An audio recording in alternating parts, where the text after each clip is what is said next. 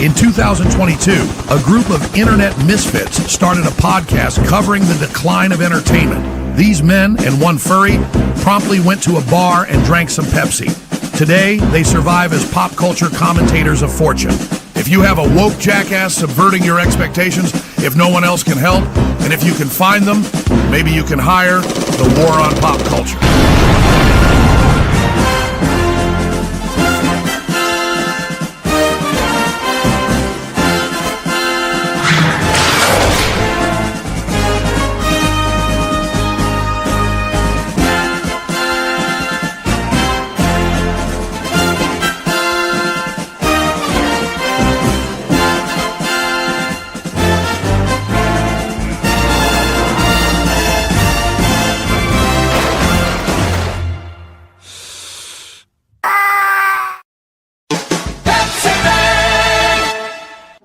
Welcome to the war.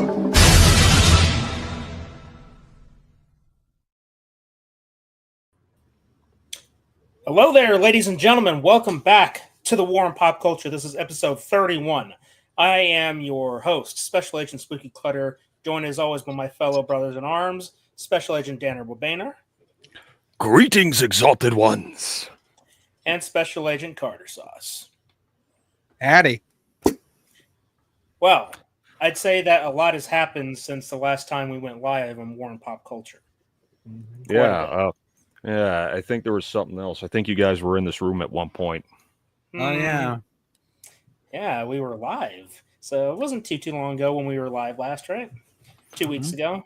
Yeah, I mean, we were just kind of sitting there playing Battlefront 2, just kind of hanging out. But, yeah, we finally got to get together like we had always talked about for quite the last couple of years. And, well, it was one hell of a good time spent. Oh, yeah. 100%. Worth it. Totally worth it. So, I am working on a video detailing our little vacation journey.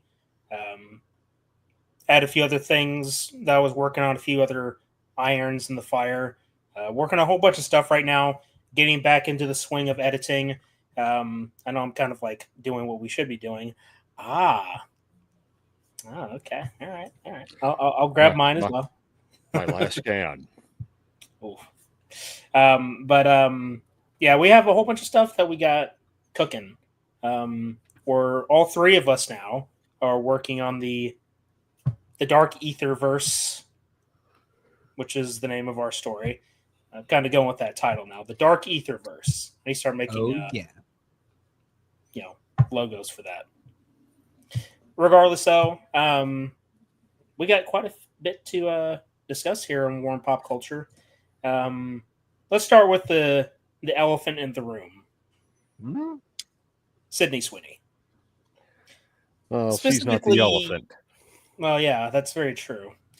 Specifically, the reaction to the American Eagle jeans ad. Oh, boy. Now, if I recall, over the past several years, how many ads have we been getting for clothing, makeup, cars, a whole array of commercials featuring quote-unquote diverse individuals? Well, I don't watch commercials, but yeah, I've seen enough people talk about it, and it's become very apparent that, well, sell a product, check off a few boxes, try and push some social justice pandering in there while you're at it. But now American Eagle says, hey, remember the good old days of sex sells? And, well, the joke is on all those cry bullies out there because their profits have gone up ever since. So, and it's like I said before, the people crying about Sydney Sweeney here and really grasping at straws. I mean, I'm putting it lightly when I say that by saying it's Yahtzee propaganda. Going to be careful of using a certain word because YouTube is, well, they don't understand context. Anyway, Yahtzee propaganda And people reach and say, but her initials are literally SS. So fucking what? That could mean a lot of things. It could mean like on a ship or something. So what? Well, people are dumb. They want to get offended by everything. So, they reach. They reach, I'd say high, but this isn't very high. This is low. Like deep in, like they're not reaching into the ground. They're reaching into the porta potty. They're just reaching just to grab the biggest turd they can find and complain about it. Even though they're the ones who see the ugly shit and everything. Why? Because they are. Those who preach the loudest have the most to hide, right? And here they are, crying over a fucking denim commercial because of wordplay. It's a pun. What? Wait, what was the pun even about? I mean, what did she even say? Sydney Sweeney has good genes.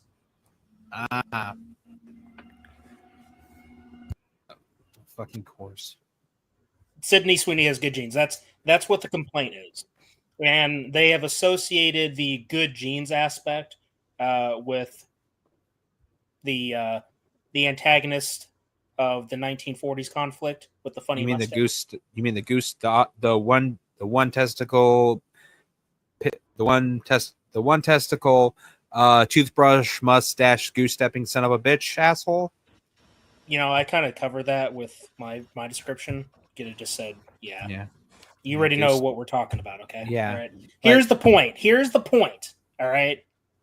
They're reacting at something that it's an issue that's actually been bubbling for the past 20 years now, where if you're white, you have something to atone for.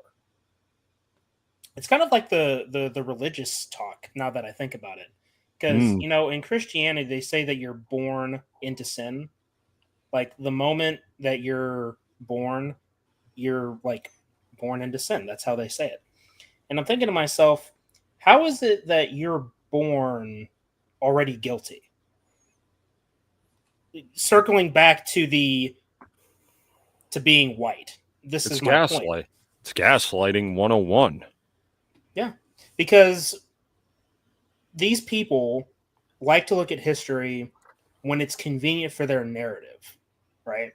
So they'll point out slavery, they'll point out segregation, they'll point out World War II, right? Yeah.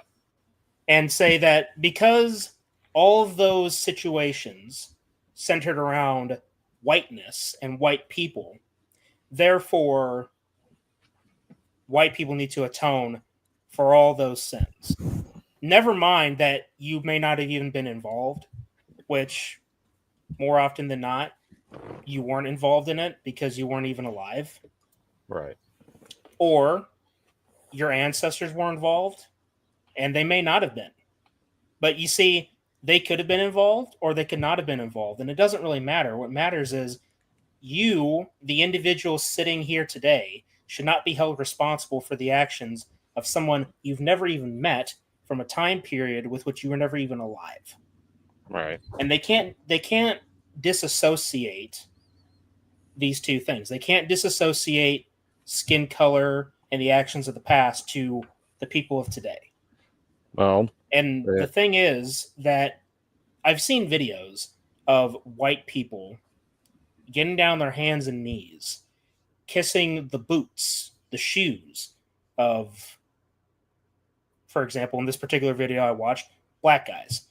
These black guys were on the street. They were talking about slavery and a few other things I can't remember. But then you had this white couple. The guy did it first, funny enough. He got on his knees and started kissing one of the guy's boots. What for? Oh, because white people have done bad things in the past and they need to atone for it. That's the idea. Reparations. Not all white people are the same. But they don't care. And that's why this American Jeans ad is so hilarious and frustrating to watch. Because what we have right now is it's racism. racism committed against white people. But you see, I watched another video on the Whatever podcast where they're trying to this woman was trying to redefine what it means to be racist. Actually, it was a couple of them. But they were saying that you can't be racist against white people because racism is systemic and the system, like the system that we operate in, is benefiting white people, but it doesn't benefit non-white people. And therefore, you can't be racist to white people. Now, I'm sure for the rest of us, we understand what the definition of racism is. And I'm not talking about one race hating another. I'm using the actual definition, which is when one race feels that they are superior to another race. Now, when you feel like you're superior to somebody else, that doesn't mean that you hate them. And I know we're kind of getting into semantics here and some wordplay, but that does matter. Because when you start throwing accusations of racism across the room to anybody you don't like, never mind the fact that definitions in the minds of ideological clowns change every day. Fuck, every second. Right? Never mind that. But they're using the term or the definition or the word to fit whatever narrative that they want to push. Yeah, And reinforce case, their superiority complex. Yes. And in this case, well, you got the Sydney Sweeney situation. You have a white woman, a very attractive white woman, in an ad promoting clothes. Now, how is this a big deal? Why is this a big deal? It shouldn't be a big deal. But when you think about it, when you look at the demographics of the entire planet, I don't have the exact numbers, but in my research, I found that white people statistically are among the smallest demographics on the entire planet, like across the world. And I thought to myself, what's the big deal about one ad? Of course, there's been more since then, but in the grand scheme of things, it's a very small number of ads featuring one white woman promoting jeans. What's the big deal with that? Why is that a problem when every other ad on the planet or here in the West that promotes things, it's always like multiracial or doesn't feature white people? I find it funny that they hone in on this because it has only one white person in it. Yeah. Like, how is that such a big deal? Why can't white people get representation too? And then they say, oh, well, you already have plenty of representation. And again, it goes back to their definition of racism, which is what they classify as systemic. That, well, and this is just me spitballing. This is me assuming what they're thinking. That, well, because the current system that we're in elevates whiteness, we basically shouldn't get pretty much anything as far as like ads or any kind of representation, because the system we operate in already benefits you. So we should have less white people and less white representation and have more representation of other groups because you already get representation from the systemic racist system. Yeah, try flipping that on them when they're under a different system. But even it's not even the multiracial thing they like to promote too. I mean, like, remember how Gillette, like back in the few years ago, how they like to promote like obese land whales in their ads because they're all about body positivity, and like they'll show some land whale in a bikini, and it's just ew. Again, it's more virtue. That is virtue signaling propaganda because, hey, they're always trying to push tolerance and acceptance, but even for something that is like unhealthy, like that's not even an opinion. Obesity is not a healthy thing. Even if they try and spin the narrative that's all about loving yourself. No, because I don't consider constantly increasing your risk of diabetes, heart disease, cancer, or any of that shit. I don't consider that self-love. It's self-loathing. But, they try and spin it and turn it into something positive, but I can't condone that because you're lying to yourselves. But we're moving away from that shit, and we're going for promoting stuff with people who are attractive to the average person. And this goes both ways. Like they could have some men's clothing commercial and have someone like Henry Cavill in there. I mean, do you think, let me just ask you this. Do you think that a bunch of fat neckbeards are going to cry about Henry Cavill having good genes? I'm just curious. Do you think that would happen? Most likely not. That being said, there will be people that will complain about that. Because if it's already happening in the women's camp, you can bet that there's going to be a lot of insecure men that are going to say, oh, well, we shouldn't have to look like Henry Cavill. My thing is, well, you don't have to look like Henry Cavill. But I think for those of us that are a bit larger, we can all stand to lose some of that gut, right? Yeah. It only benefits you, right? I wanted to pull up this post I made on Facebook. I found this on Twitter. I don't know who this person is, but I find it very funny that this individual first of all, just look at her size, right? Yeah. That's the first thing. Damn. Black women have good genes. We're the blueprint. Remember that, you ash-filled buckets. Now, I'm not entirely sure what she means when she's calling white people ash-filled buckets. Maybe somebody in the comments might know what she's talking about. But I find it... You know what this reminds me of? Okay, you guys remember that meme where it's like a podium for first place, second place, third place, fourth place, where people are standing, and at the very bottom, at last place, is a guy that's overly celebrating. Yeah. Yeah, I remember that. That's what this is. The picture on the right. That's what that is. And it is... The irony is not lost on me that she is so low compared to the ad, but... Yeah. I'm going to pull up here in a couple minutes the compilation of reactions that I found online. Because it's quite something. The thing about beauty is that it very much is, in many cases, a subjective thing.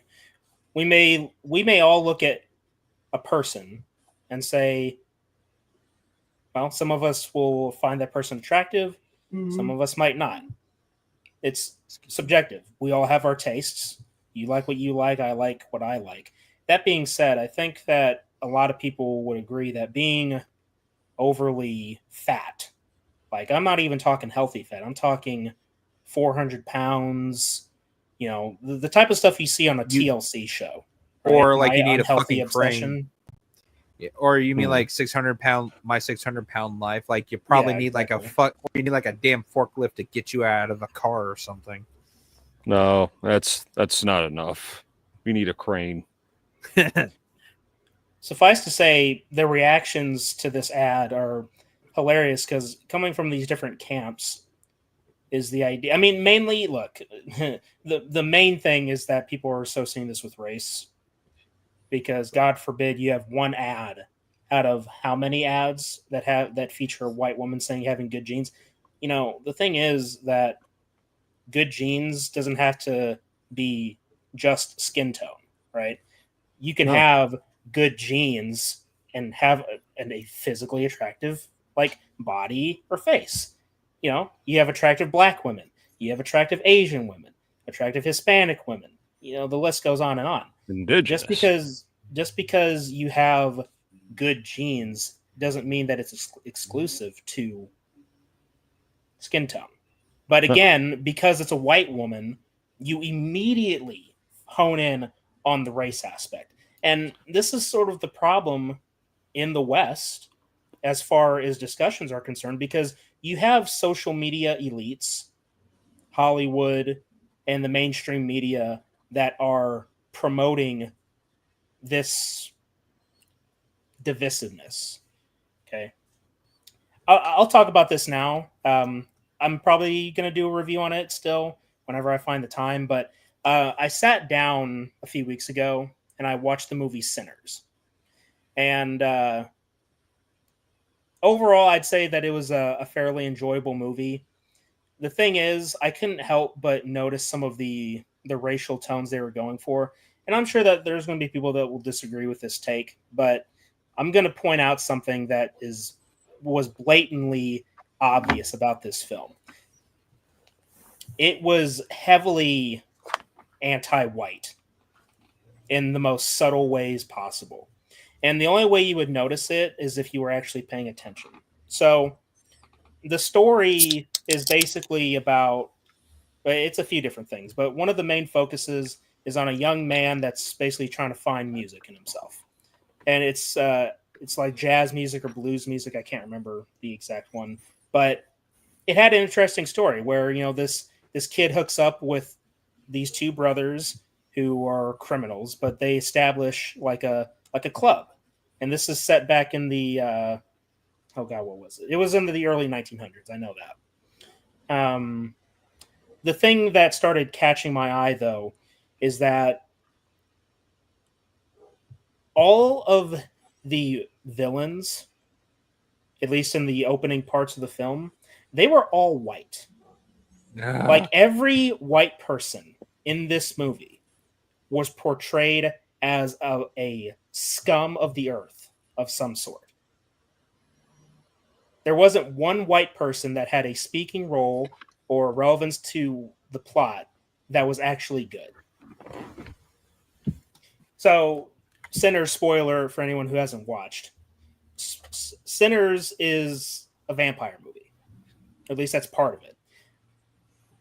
I kind of looked at it like as very similar from Dusk Till Dawn. And for the parts where it was actually getting into the vampire stuff, it was pretty enjoyable. Overall, the story, minus the anti-white sentiments, was decent.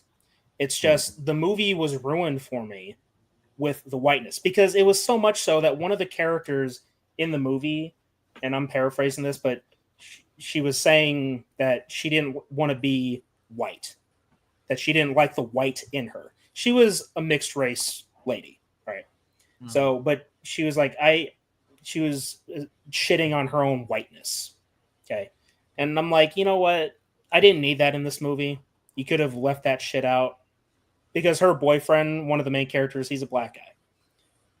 So her saying that, it was stupid. And I know, like, one of the things that could be said is that, well, it's a period piece and there was a lot of racism going on.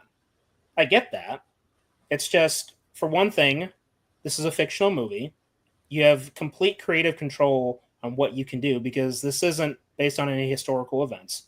Two, not every white person back in that time was okay with slavery or racism. So what's the point in portraying every white person on screen as some kind of villain or scum of the earth? Yeah. Maybe that's just me. Yeah, I mean, it is a message. That's the thing. It's just, for those that enjoyed the movie. Yeah. For those that enjoyed the movie, I can see why you liked it. It's just, I can't look over the identity politics that was in your face. It was subtle, but it was also in your face. Of course, you would only pick up on it if you were, paying enough attention, looking past all the bells and whistles and the bright lights to distract you.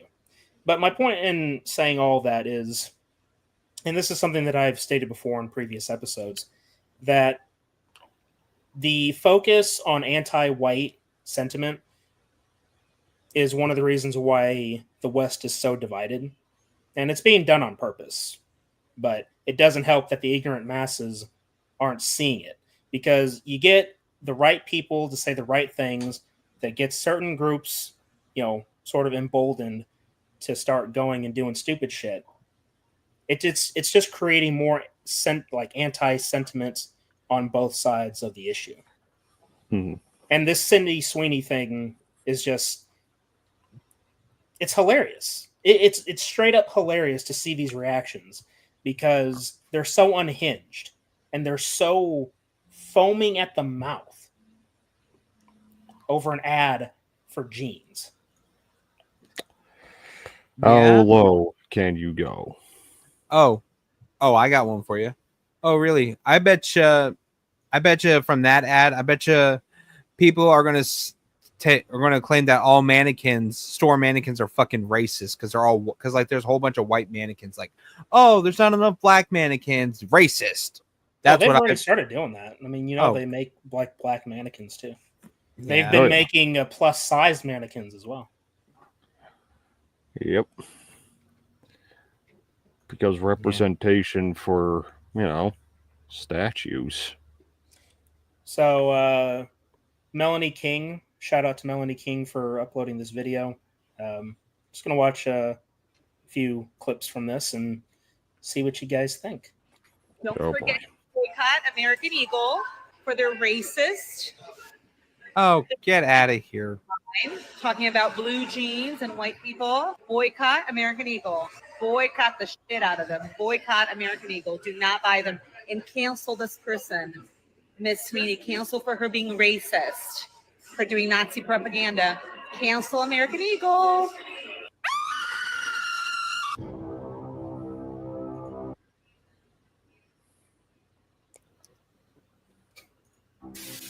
I'm not here to tell you to buy American Eagle jeans.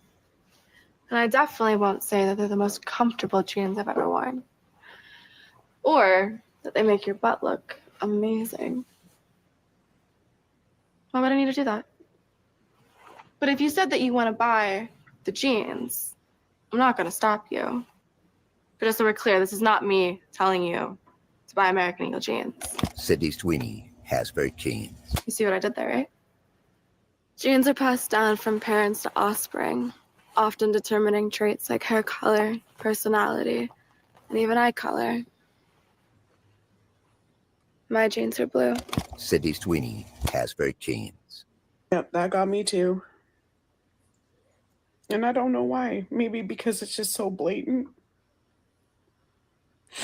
I keep thinking that people just are not gonna believe us until we're hung out there, but then even then I feel like they'll be like, oh no, you're fucking full of shit. like they are with. You guys are complaining about that Sydney Sweeney jeans ad, so I went and saw it. That's Nazi propaganda. Wow. I thought it was gonna be like kind of bad. How's it considered Nazi propaganda? Hey, you want to go to American Eagle? Oh, I can't go in there because I'm black.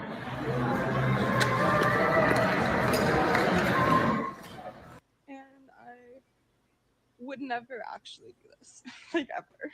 But I think it's really important for people to see how words actually affect people. And I know everyone says like you can't read things and you shouldn't read things, but like I'm a fucking person. Exactly. I'm just sitting here with my dog Tank watching HGTV, wearing my Snuggie, like I don't know. Fuck your dog and fuck your Snuggie, bitch. Social media. Are you fucking retarded? This Sweeney backlash is why Trump won the election. It's What? Why Trump won the election. Americans are tired of this racism. This is the hill that the left want to die on. They want to die on a hill of attacking a pretty young white girl because she's white and because she's pretty. If the left wants to choose this hill to die on, this is why Trump is in office. Nobody had a problem when Beyonce was on the same jean commercial. Same picture, same pose. One was celebrated. One was, oh my God, women empowerment. Now these same women who are so-called feminists are now attacking this young girl because she's pretty. She can't help that she's pretty. She can't help that she's blessed. She can't help it, right? But she's being villainized when she should be being celebrated for her success. This is why Trump won the election. America is tired of woke. We are tired of wokeness. We are tired of this woke bull crap. Oh, quiet. American Eagle deserves the backlash, not Sydney Sweeney. She's an actress who was paid to do a commercial, an ad. She's not the creative director behind this. She's not the writer of this script. She was just given a paycheck and she said, okay, where do you want me to stand? Give me the jeans. Tell me what to say. American Eagle clearly probably needs to hire more people of color to work in their PR and marketing, probably in their company altogether. But especially in PR and marketing, because if they had more people of color Wow. in those rooms, this probably wouldn't have happened. My friend who showed me this is in marketing, and when she first showed it, she didn't say anything to me. She just showed me the commercial, and I'm like, okay, why are you showing me this? Then she said people are outraged by it. I said, what are people outraged by? And then she had to explain it to me. Maybe I'm just dumb and didn't realize it, but I didn't see Pretty it. much. And then I said, oh, okay. And she said everything in marketing is intentional. And I highly doubt that. I'm not a fan of Sydney Sweeney or anything. I'm not trying to defend her, but I'm just saying I highly doubt that she, as an actress, probably even saw anything wrong with it, because especially being a white person, she probably saw nothing wrong with it at all. And someone on her team should have maybe seen something, but they're probably white too and probably didn't see anything. But the marketing of this big company, they need to either hire more people or they did it on purpose and they're getting what they want. We're giving them everything they want. We're giving them the attention. We're talking about it. I've seen this ad so many times, haven't seen an American Eagle ad. I've never seen an American Eagle ad. This is the first time. So they're actually winning, because if that's what they wanted, we need to stop being outraged by everything, I think. We need to focus on the things that are important, because we're giving them free attention. People who are going to buy American Eagle jeans aren't going to stop. And there might be some people who will buy them now because they like this idea of eugenics. And with my friend being in marketing and saying that. Okay, I'm gonna stop Okay. there. Okay. Carter, you're slow in the head. You know that? How? Like, well, what are you doing bitching about Sydney Sweeney for when she's fucking crying over people attacking her over something so harmless as a fucking jeans commercial? You're saying fuck your Snuggies, fuck your dog. What was that for?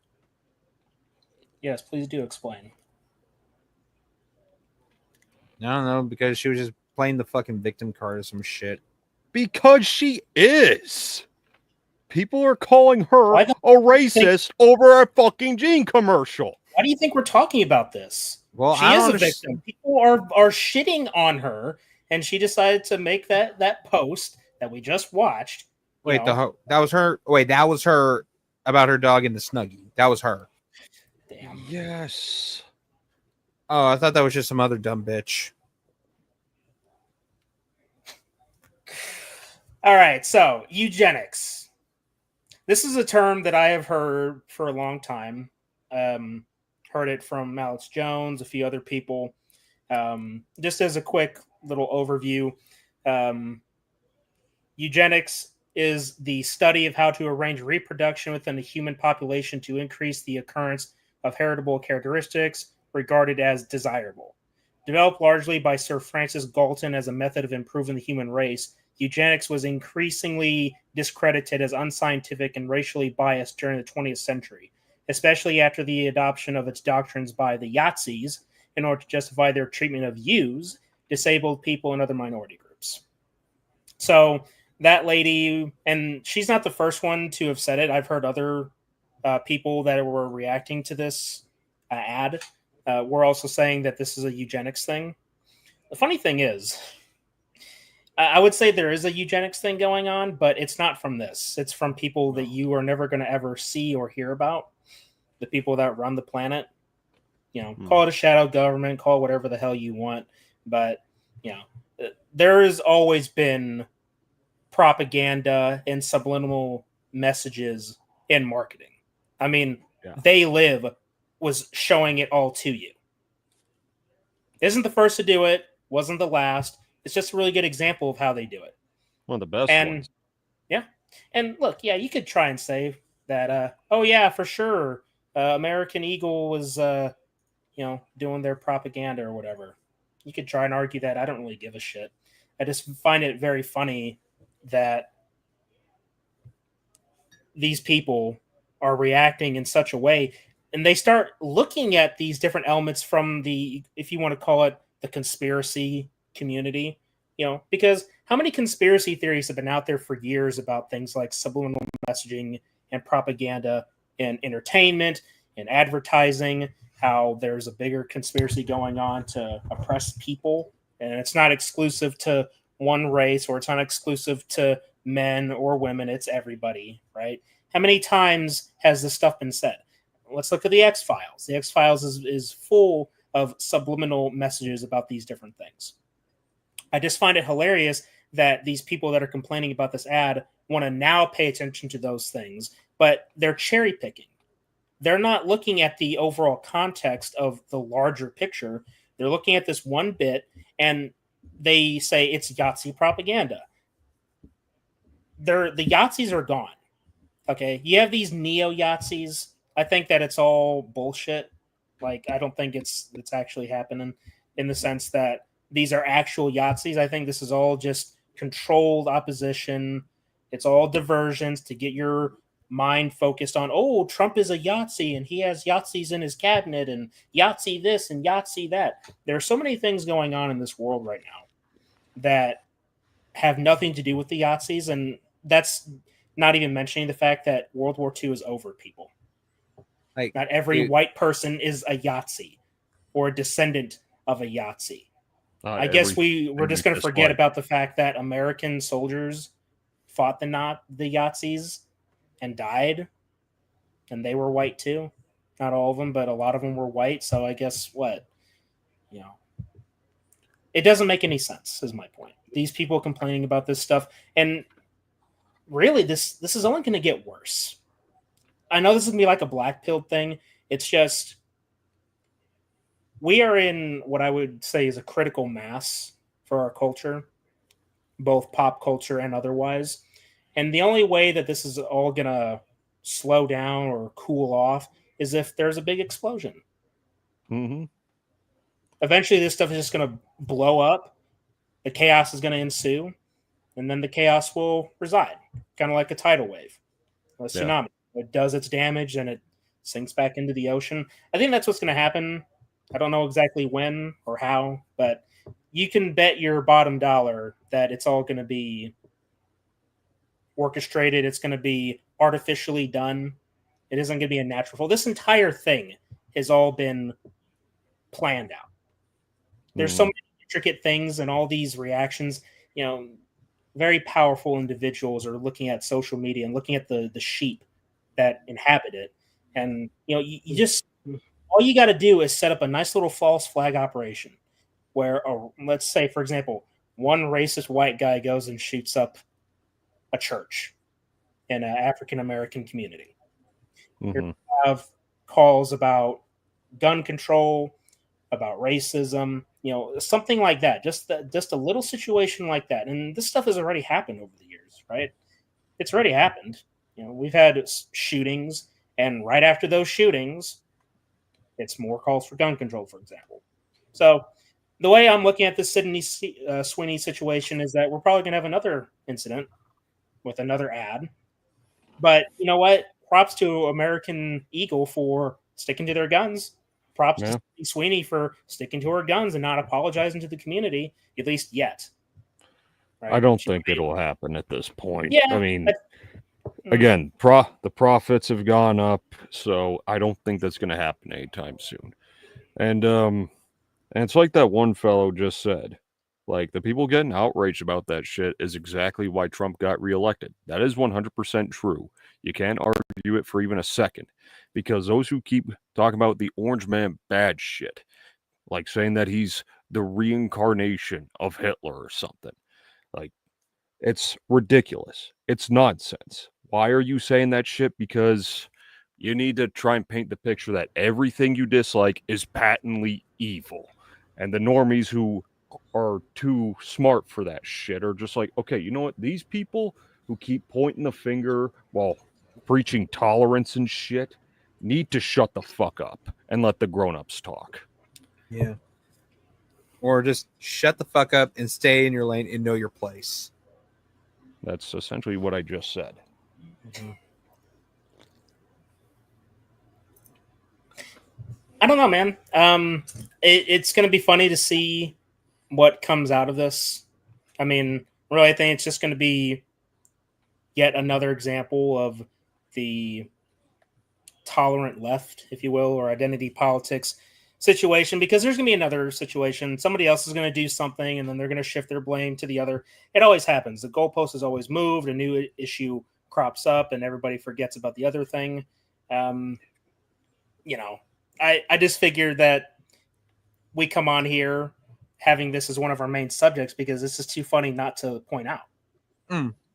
It's ridiculous. Yes. So basically, This is just like that whole fucking Bud Light controversy thing. You know, when you have like a fucking trans girl being the spokesperson for Bud Light, people got butthurt over that. And now they are trying to take it out on an innocent woman who is supporting Yahtzeism. Where's the Yahtzeism? Do you see anything? Do you see any red flags? Do you see anybody goose stepping? Do you see anybody speaking Deutsch? Huh? Where? You got to understand. You have to understand why they're even saying it. Again, eugenics. They're saying good genes. Well, The fact clearly that they she's a don't. white woman, right? These are the elements that they point to when they say that this is Yahtzee propaganda. Oh, And that's the overall please. issue. It's again, it comes back to what we were talking about. That the mere fact that she's white is the reason that they even say it. Because look, even if you had the same ad, which it already happened, didn't it, with Beyonce? Which, quick side note, you notice that a lot of these celebrities, like I'm talking like black celebrities, have been going more in the white direction, like lighter skin, blonde hair. Like I don't know what's up with it because they love to criticize the fuck out of white people. But it's funny. I remember when I saw that commercial at my dad's buddy's place. I saw that. I didn't even know that was her. I mean, Oh, I yeah. complimented the commercial for it's like, oh yeah, using a hot chick to sell stuff. It's like we're going back to something greater. And then that was Beyonce. Like, what? Like, I seriously didn't even know because like her skin is getting lighter, almost like Michael Jackson, and her hair's like beach blonde. It's like, what the fuck? That really? yeah.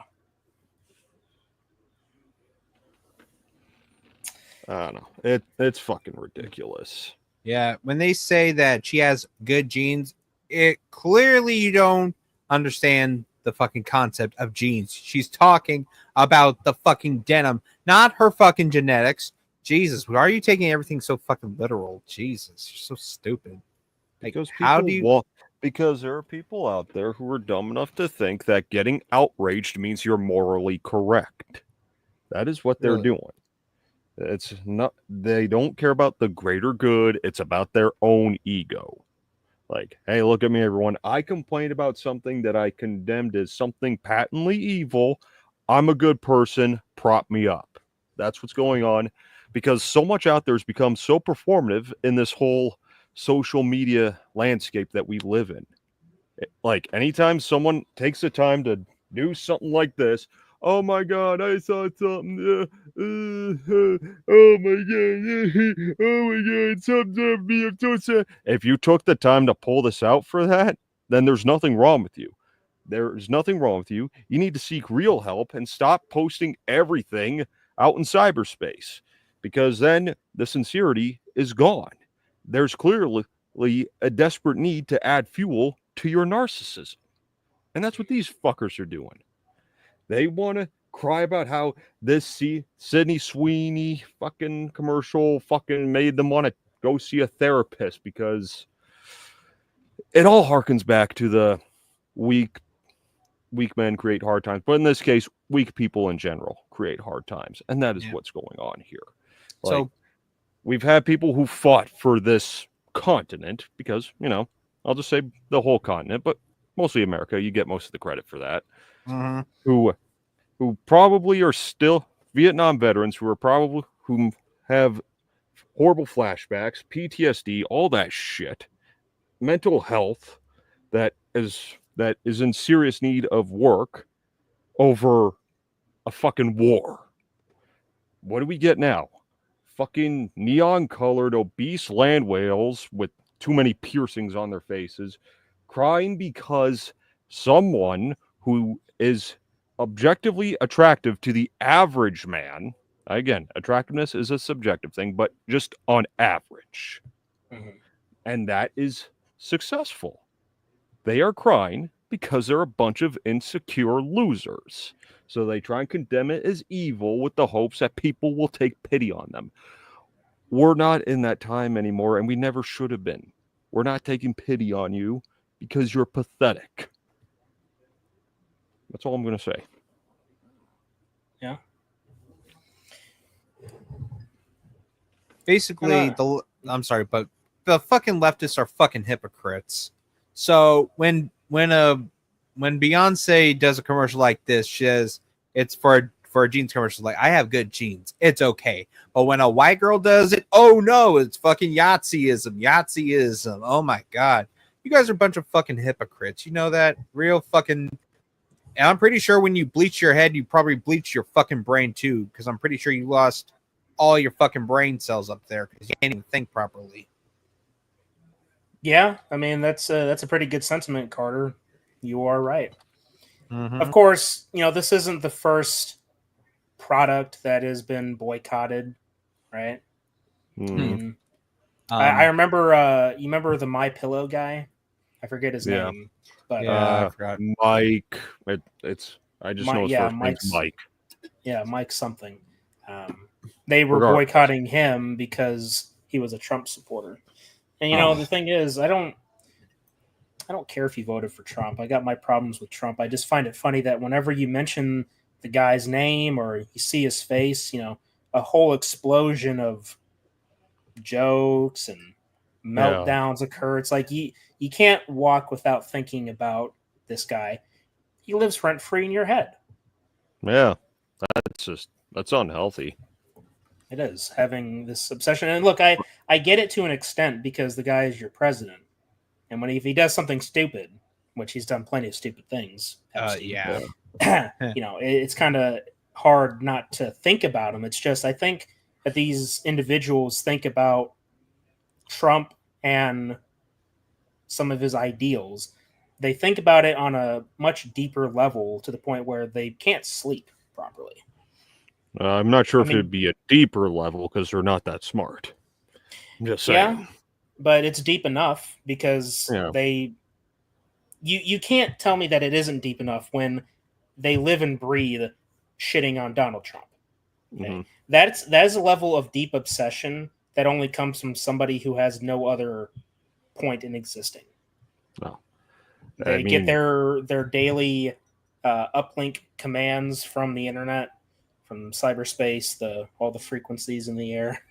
NPCs, man. But yeah, I don't like the guy myself either. But honestly, the crowd that just bases their entire being on their hatred of him, I hate them more. Hell, I didn't even vote for that asshole. Again, I don't care who you voted for. That's your right. You vote for whoever you want, whether you're up here, down there. Vote for whoever you feel like, but don't vote on emotion. Vote on policy. Because voting on emotion, well, that's going to cause you a lot more irreparable damage to your mental health if the person you voted for loses. Like, you got people literally screaming in the air just because Trump got inaugurated. I mean, that's exactly what that individual in the picture is doing. That just so people understand the context of where that meme came from. Mm-hmm. But that is exactly what's going on. That is just a miserable life. And like, there's that small part of me that pities them because like you need help. But at the same time, if you don't seek it, there's nothing to feel sorry for you. Again, I don't like the guy either. But what do? Complaining about it and constantly saying that he's the most evil man in the world. You're not doing anything. You're not. Well, they've called him many times before the next funny mustache man, right? Exactly. Exactly. I mean, they call these people call the entire voter base Yahtzees anyway. So, even if you're not white, they'll say, "Oh, you're just self-hating your own race," and that's where, funny. I mean, that's where it really boils down to the propaganda, and you realize it's not about skin tone, ethnicity. It's about policy, political ideology. There you go. And so, well, what do you do? Well, you get on like we are, and you buff up against it. That's the only way you win. You keep pushing back against the proverbial machine, even if you stand alone, right? Right. Like, don't be afraid to be the one guy in the mountain saying, "Yeah, there's a big ass flood coming. You guys don't come up with me, you're dead too, or you're all Right? dead." It's like at the end of the You day, you're have the your last one dignity. standing. Yeah. Dignity and self-respect. You've got all that if you at least took a real stand. Put the foot down, stand up, instead of finding a place where you can comfortably complain with no consequences. That's a lot of C's. Nice alliteration. Okay.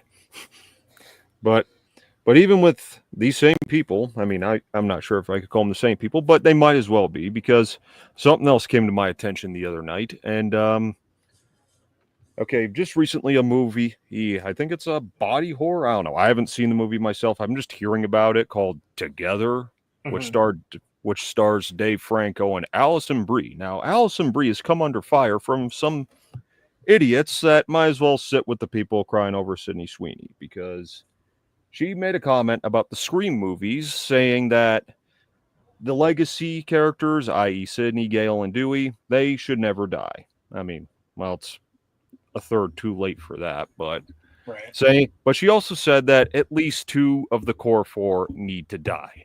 Now people are trying to spin her words as racism simply because those fictional characters happen to be people of color. She didn't say anything about race. Once again, these cry bullies out there who love to keep pointing out, you're being a bigot, you need to be canceled. You made it about race first. She didn't. And furthermore, I know I've talked about this with the Misfits myself. Like, we're pretty much in agreement. Someone from the core 4 of the most recent Scream movies needs to fucking kick the bucket.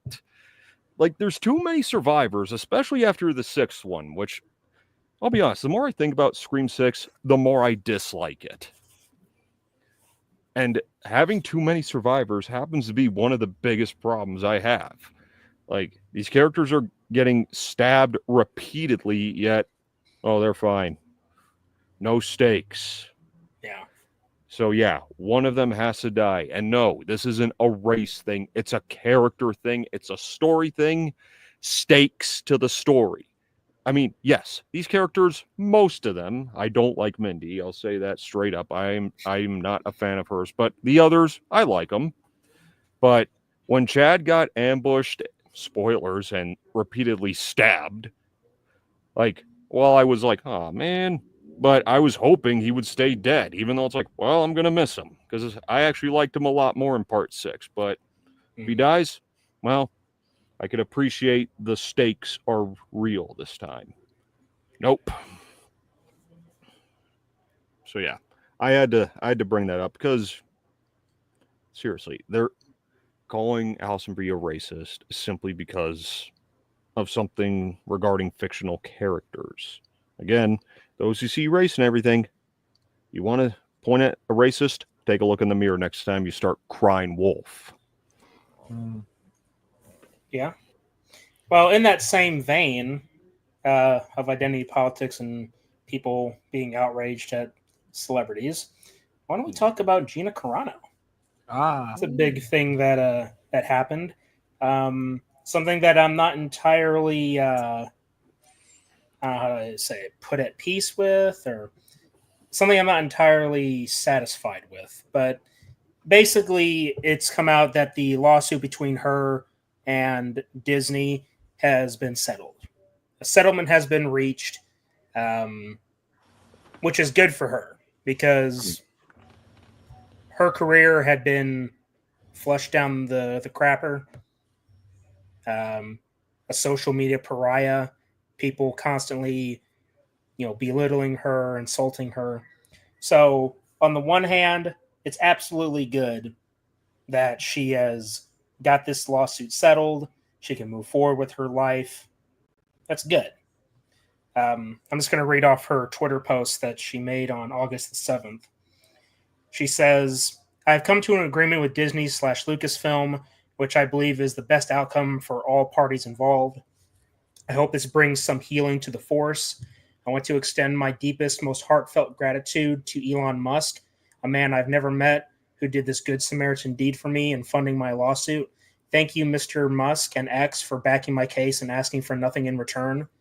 To my lawyers who walked me through this unknown territory, thank you for your wisdom and guidance. I am humbled and grateful to God for his love and grace in this outcome. I'd like to thank you all for your unrelenting support throughout my life and career. You've been the heartbeat that has kept my story alive. I hope to make you proud.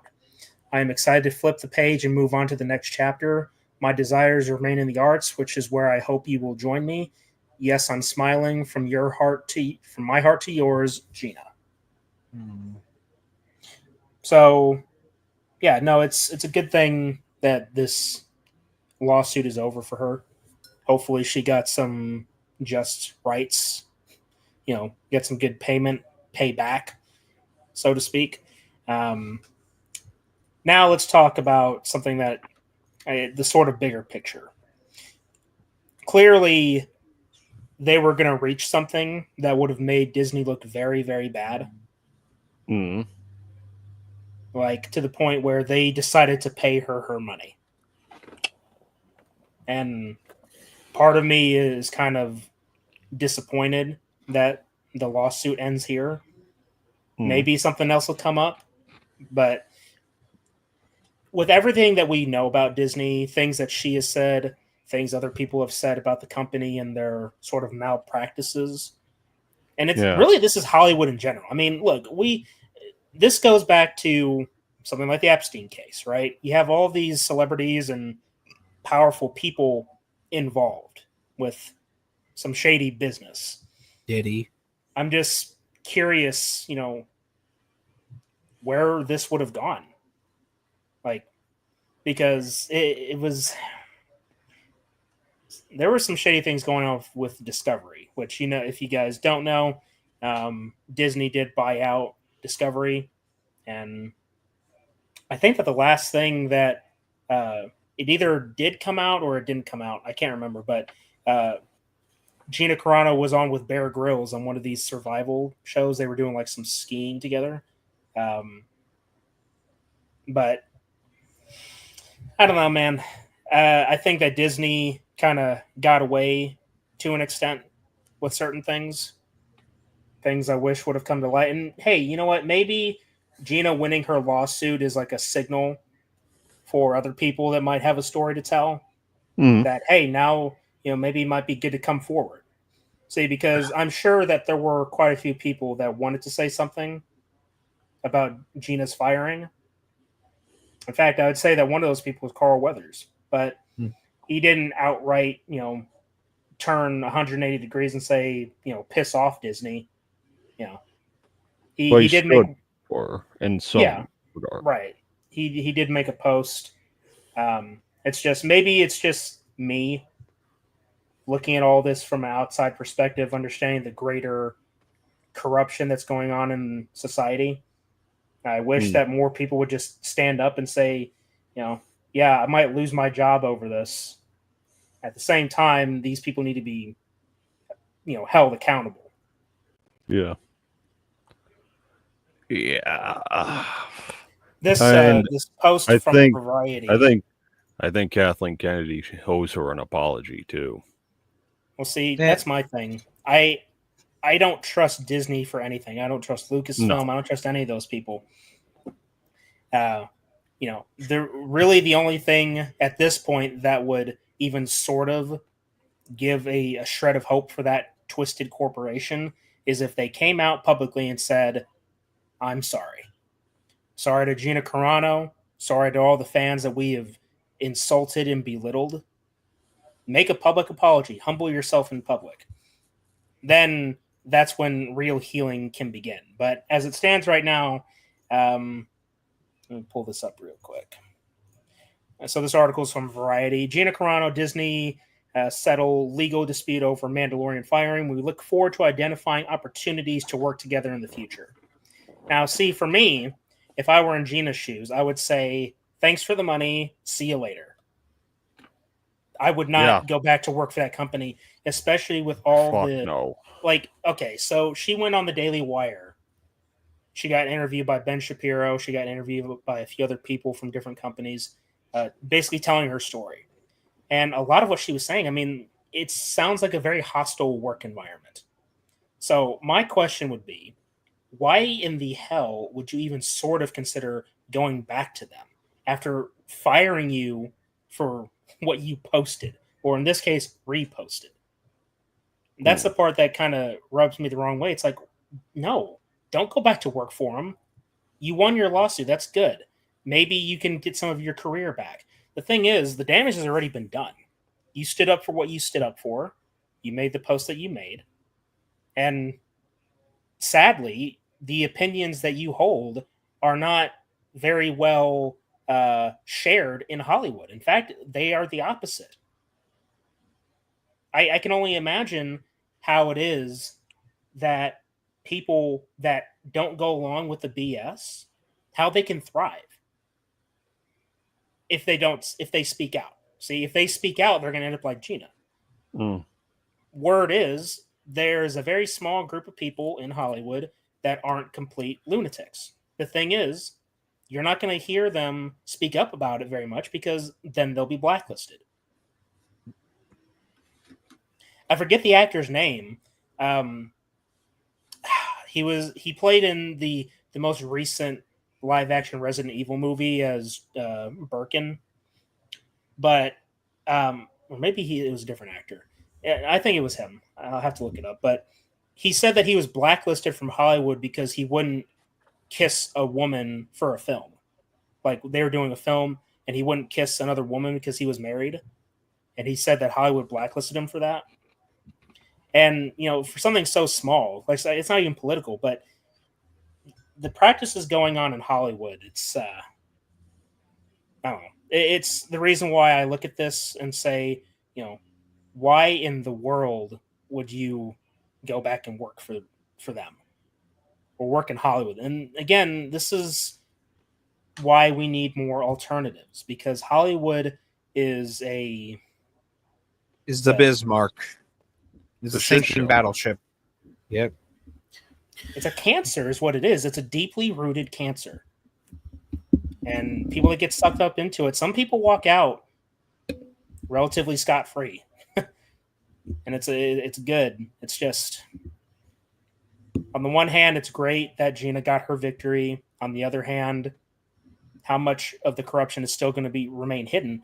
And I don't think that all of it will ever be exposed. Because, you know, to expose the corruption it leads to things outside the entertainment industry.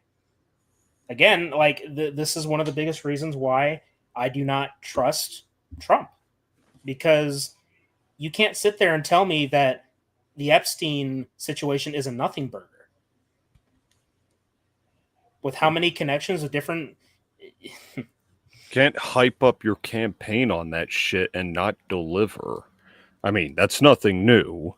I mean, that's politics, just completely summarized right there. But at the same time, he's a complete asshole about it. Yeah, I mean, it's not even just him, you know, brushing it under the rug. He's being foul about the entire thing, and that's what's really jarring. Like, he's getting foul-mouthed about the situation, and, you know, you have these people on the left that are like, oh, wow, he's hiding something. You know, they're obsessed with the Epstein files just because of what it could do to Trump. Me, I'm like, no, I want to know, you know, how it's going to affect the entire system. And it's not just the political system, you know, because there are entertainment people involved with some very shady stuff. And that's, you know, it's one aspect of a much larger problem. But regardless, Gina Carano getting her victory, that's what matters. That's what's important. Before we go on, I'd like to go ahead and address the chat, since we've been live for an hour and we have not addressed the chat. So let me go ahead and do that real quick. Let's see. Sergeant. Hey. Hi, Sergeant. How you doing, Kyle? T-Con. Hey, guys. What's up? Lethbridge, Dannerville Banner. Love y'all up there. Thoroughly enjoyed our time there. Need to stay longer. Love your mom's cooking and her awesome hospitality. Thank you so much, Danner. Yes, Pleasure is all. Mm-hmm. Pleasure was all ours, T-Con. All ours. Filthy Dan, how you doing, man? Uncle Filthy. Could she be saying that for the sake of optics? Yeah, I mean, I don't know. I think that the damage has already been done with her career, but I'm not her. Like it, I can only imagine what she went through over the past several years. You know, standing up for what she knew was right, and then to get completely blacklisted. But at the very least, you know, getting support from Elon Musk and X was nice. And getting this victory is good. I know that people, I haven't seen too many reactions, but I know that there are people, you know, reacting like, oh, Disney bent the knee and all this garbage. It's like, yeah, bending the knee. Like, you make them bend the knee for your identity politics. It's like, okay, whatever. Yeah. Hell, if I was in Gina's shoes or her boots and I get my compensation, I'm not going to work for them. Like, well, thanks for the check. It was nice knowing you. You guys are assholes. Up your ass with broken glasses. Fuck you. Fuck you. Fuck you. Fuck you. You're cool. And fuck you. I'm out. Screw you guys. I'm going home. Fuck you guys. And fuck the mouse. And fuck you, Kathleen Kennedy. That's okay. That would have been me. I would have done that. You dropped a lot of F-bombs. I think we understand the point. But thank you. Okay, let's talk about a small little thing. I don't know. A lot of people have been saying this. Apparently, there are debates about this. Jenna Ortega. Oh. Listen, I've been seeing a lot of horror pictures lately of Hollywood celebrities doing certain cosmetic changes to themselves. Like, I think one of the biggest things was seeing Kate Beckinsale. That was the worst. Yeah. Of course, people... That's actually worse. That's worse than this, if you ask me. Much worse, actually. Yeah. Much worse. What's worse or what's less worse? I still think this is kind of ridiculous because this is a common trend that we're seeing with Hollywood celebrities is that she underwent some surgery to remove some fat from her face, basically. And seeing her in the overall dress, it was... I don't like the outfit. And then she bleached her eyebrows. It's like, what are you doing? Like, call this a nitpick, but like when I look at someone like Jennifer Love Hewitt, who's aging gracefully, and people are like shitting on her for how she looks, it's like, are you kidding me? She looks very good, especially compared to other Hollywood celebrities that they have destroyed themselves. She's in her fucking mid to late 40s and has had 3 children. Yeah. Some of that baby fat just fucking manifested itself in her and became body fat. But guess what? She's not obese. Yeah. She's the definition of curvy. Mm-hmm. And yeah, like she looks fucking great. Like she always has, really. You know what this picture looks like right there? You know what she needs? She needs a deeper, darker shade of eyeshadow. And have a fucking lip, like a lip ring, and guess what? She could be fucking Marilyn Manson. No thanks. I don't think we need that. No. As a quick side note, who's watched season 2 of Wednesday?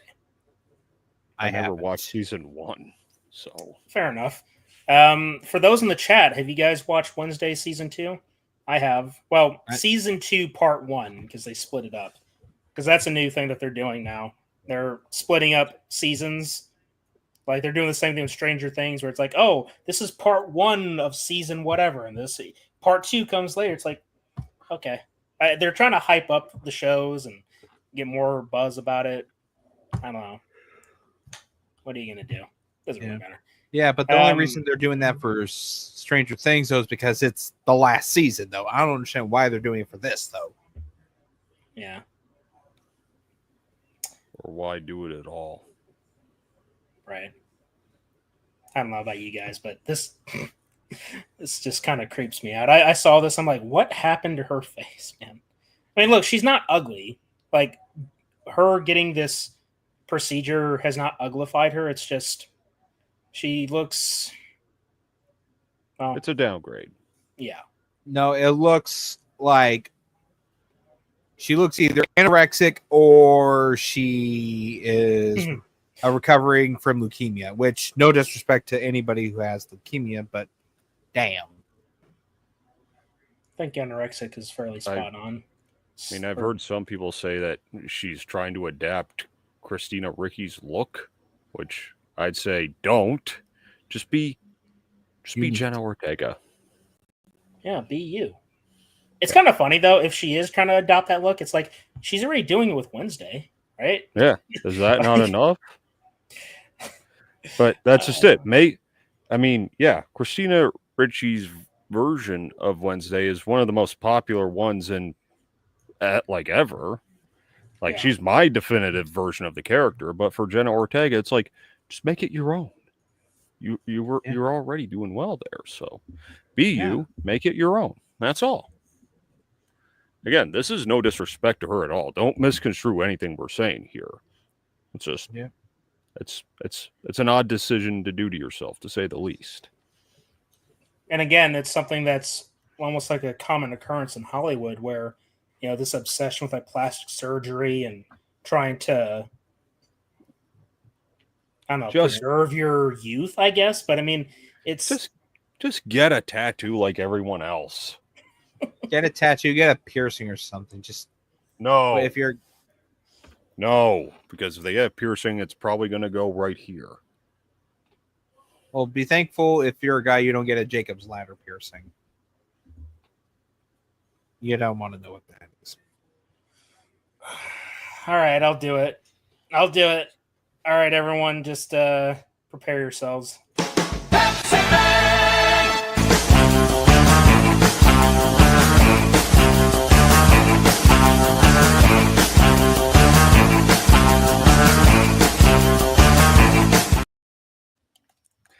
Now you need to add my little clip of the boot to that one. Fuck you.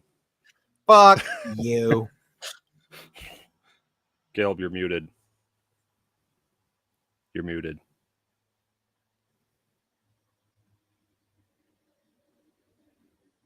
No, I can't hear you.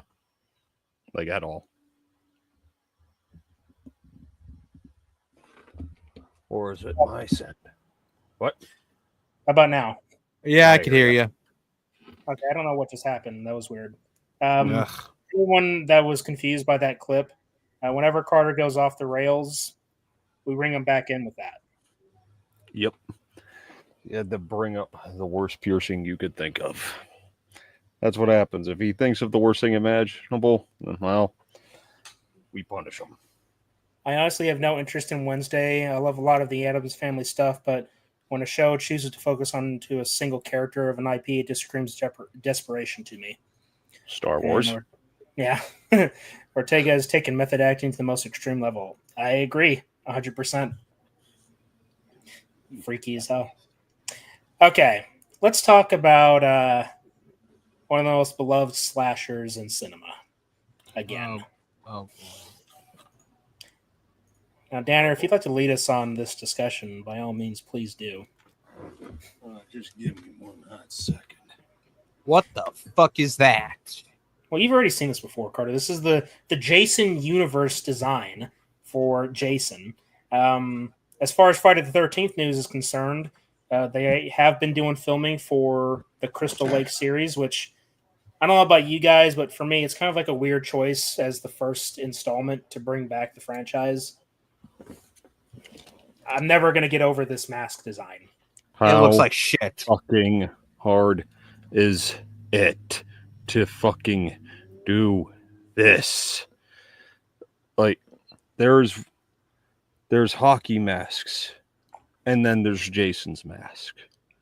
That thing is straight out of Dollar Tree. This is Jason. I was saying this last night in the movie Misfits stream, but even across fan films, whether we're talking about Never Hike Alone or My Special Boy, even if the masks were slightly different, like maybe the red spots here weren't on them, right? But it's the eye holes that make it so distinguishable, right? Like, that is it. Like, you just see a mask with eye holes that look like this. It just looks so blank and lifeless. You know that's Jason. But that is worse than a cheap cosplay. No. You know what that looks like? That looks like a fucking it looks like the mask you'd see at the fucking Grand Theft Auto mask shop, like Grand Theft Auto. Kind of insulting GTA with that. Because Ouch. at least their masks look better than this. It did. Yeah. There's also Or the amount of crappy holes. Fortnite's- The amount of holes. Holes too. Like how many are there? 1, 2, 3, 4, 5, 6, 7, 8, 9, 10, 11, 12, 13. Okay, that's an odd number. Literally, that's an odd number. And I don't know.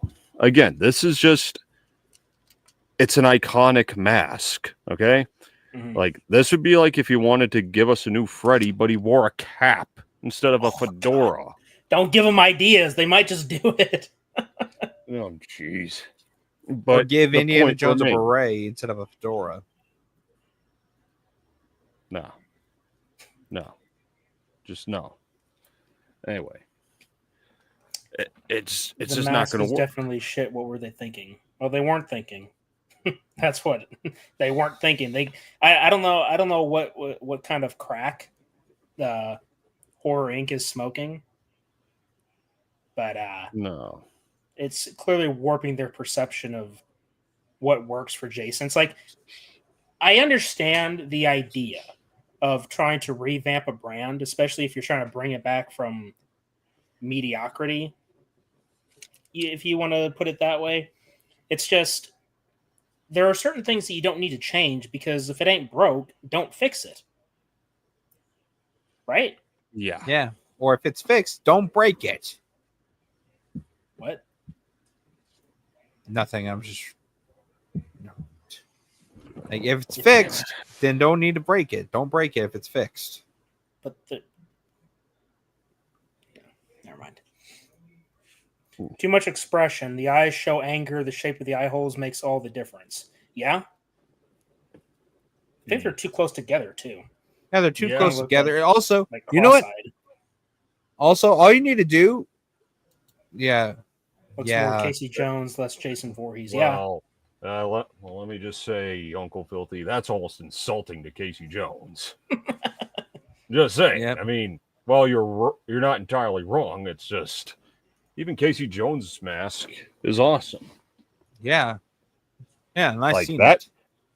Like, Casey Jones' mask is also intimidating, but intimidating on a different level. Like, intimidating like a vigilante. Well, Jason, intimidating on the level of, well, a serial killer hermit. Or Robert De Niro as a bank robber in Heat. What? Hockey masks. I thought Okay. we were still talking about hockey masks. Okay.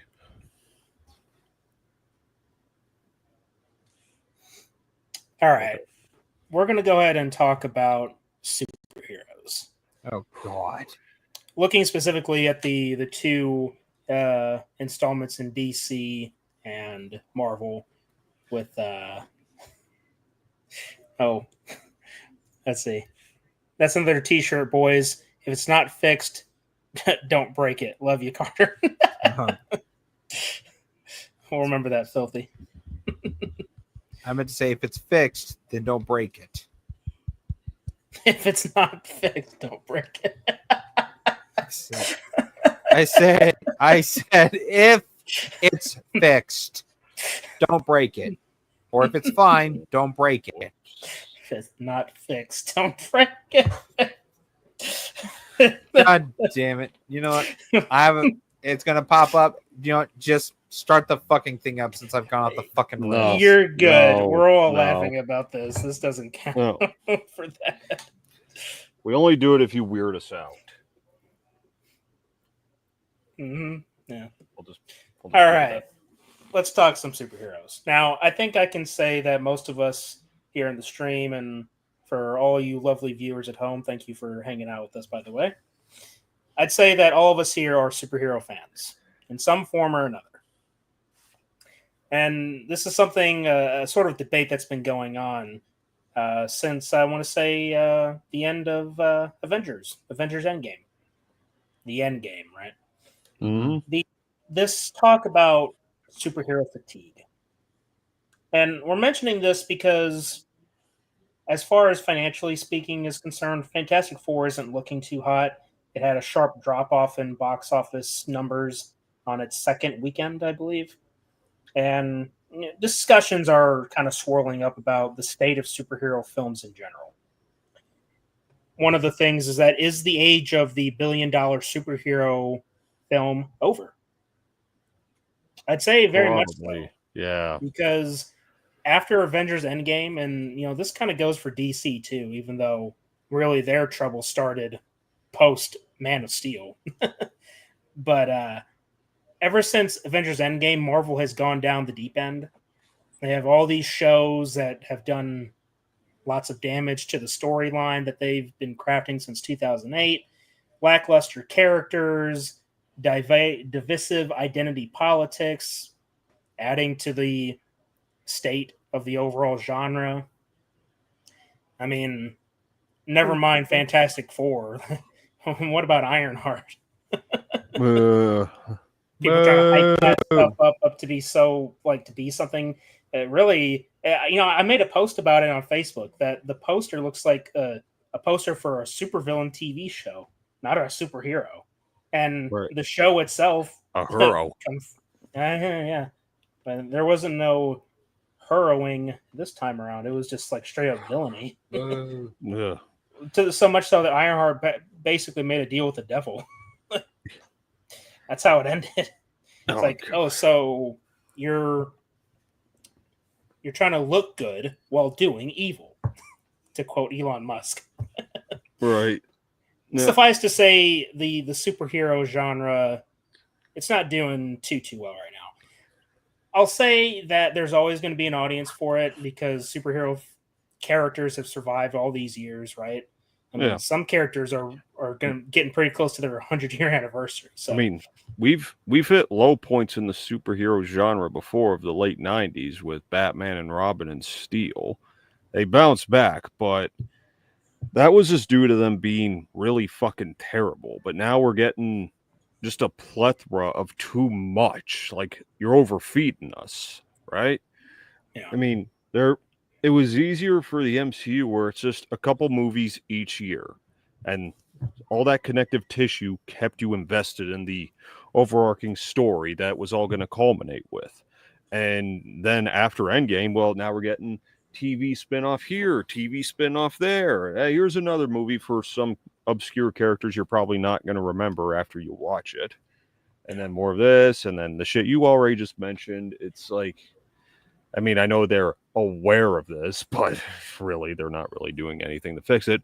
It's become quantity over quality. It's like, I don't buy that they want to fix it, because, I mean, even if they do, there's already been too much damage, and the audience you once had is already moving on.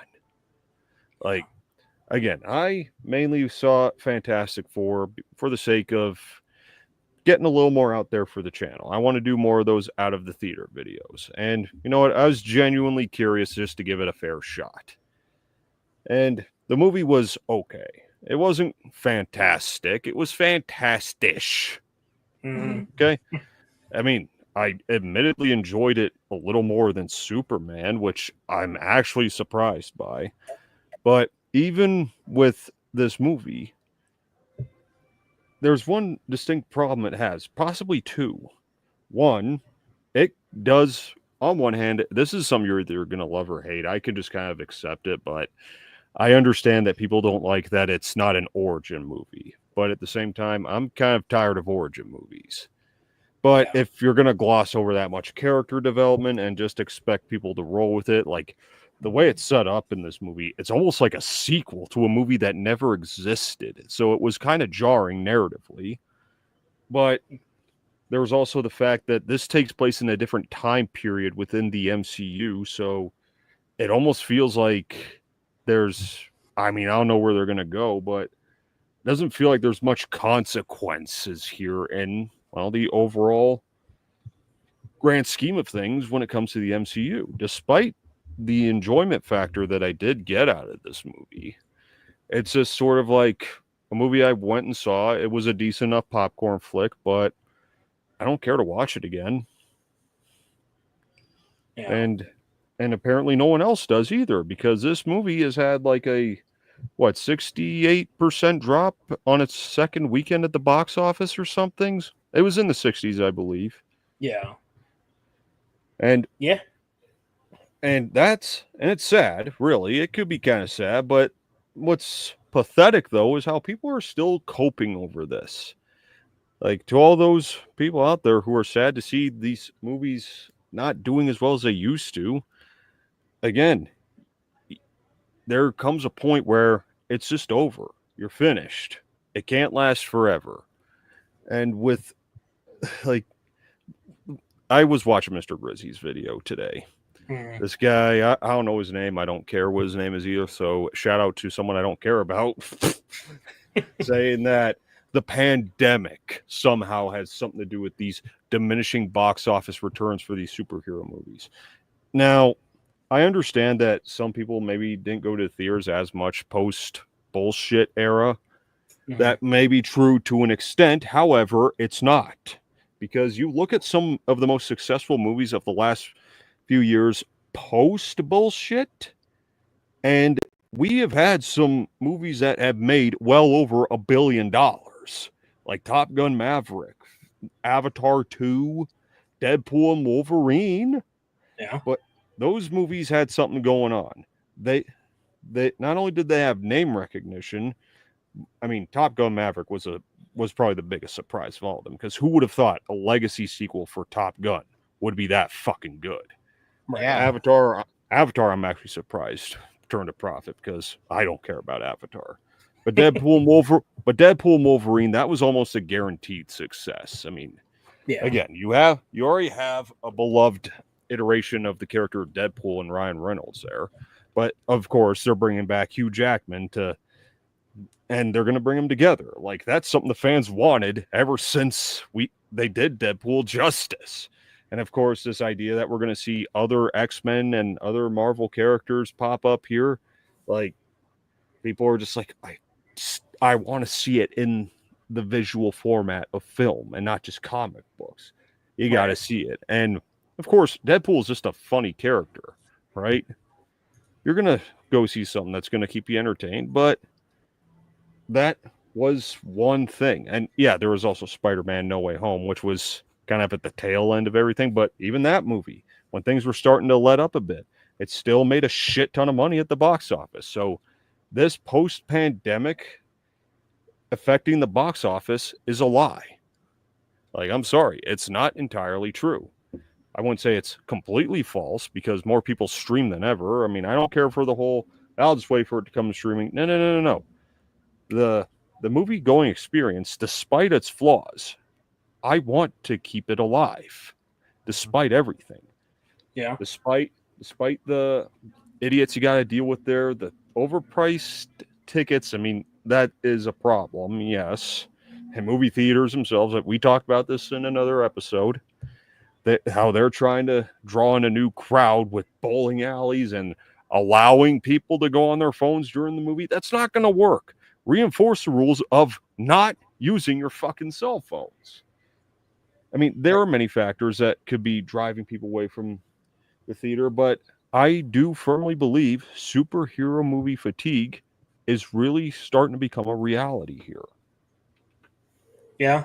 I mean, it's getting to a point now where it isn't just identity politics filled superhero films, even decent superhero films, and that's few and far between. It's just, I think that people saw Avengers Endgame as the end. Yeah, that's it fair. Wrapped up a lot of storylines from the past decade. I mean, it makes sense. And it doesn't mean that superhero films are going to go away. It's just the era of Marvel films being a juggernaut, bring in loads and loads of cash guaranteed. That's through. And really, it's their fault. Because, you know what? Maybe if they didn't lean so heavily into identity politics post Endgame, yeah, maybe you would still have these movies making $1 billion. Maybe that superhero fatigue wouldn't have come as soon as it did if they weren't making garbage films. And shilling for those companies is not helping either. Yeah. And even with the Superman here, I mean, it may not be a total flop, but it's not performing as well as it could have been. Like that's what I find interesting here. Like with July here, we've had like Marvel's first family and the Man of Steel, and they didn't draw in the profits that probably would have drawn in a lot more maybe 10 years ago, like not even a little bit. And on top of that, there's a lot of people who don't like James Gunn movies, and the James Gunnisms in Superman, they were very prevalent, and that was something that was really getting under my skin. You would know, you were sitting right next to me. You could see it in my eyes. Well, the moment he saved that squirrel, it looked like he broke. It's a fucking squirrel. Like, big whoop. It's not like it's a baby or anything. Or hey, man, the dog. Superman cares for the animals, don't you know? Well, at least he didn't put a baby in a microwave. Yeah. God, that was stupid. Oh, you think? But even with Superman, I mean, that's the thing, though. I really wanted to love Superman. I did. But I didn't. I thought it was a pretty mediocre film. I mean, nothing against David Cornsweet. He did okay with what he was given, but he's not the complete all-American wonder-bred, clean-cut Boy Scout that he should be. He was kind of a bitch. Yeah, Supergirl was kind of right. He's kind of a bitch. His speech to Lex Luthor was just pathetic. I'm sorry. Oh, the one. Yeah, I do that. I do this. Yeah, I do that. But I also do this. It's like, that's the best you could come up with. This isn't just some flawed citizen who's trying to do better for himself. This is fucking Superman. Superman.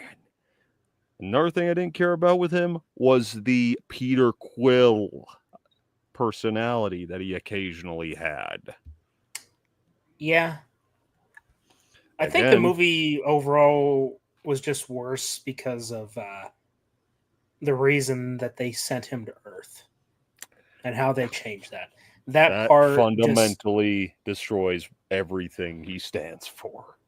Well, if you think about it, it actually ruins that ending monologue quite well.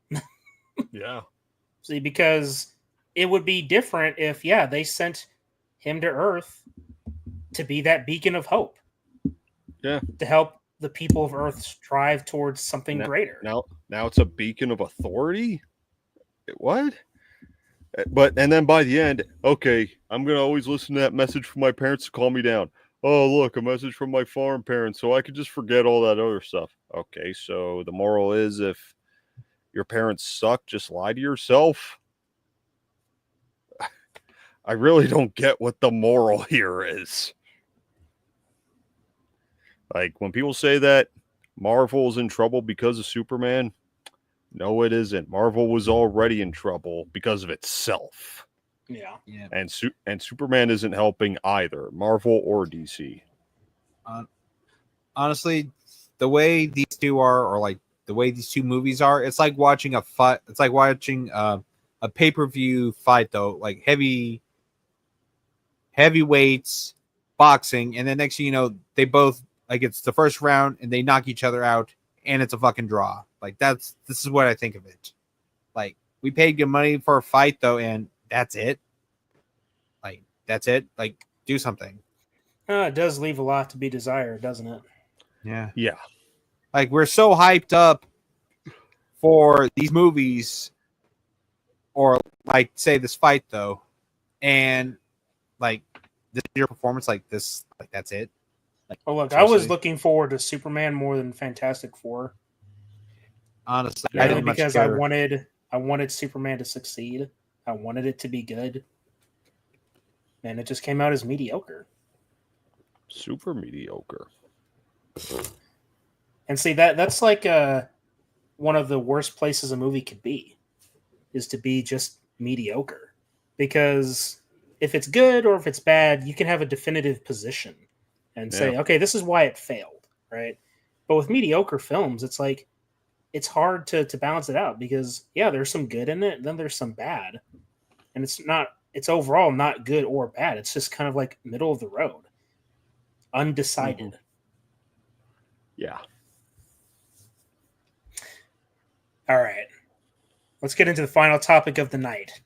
Save the best for last, so to speak.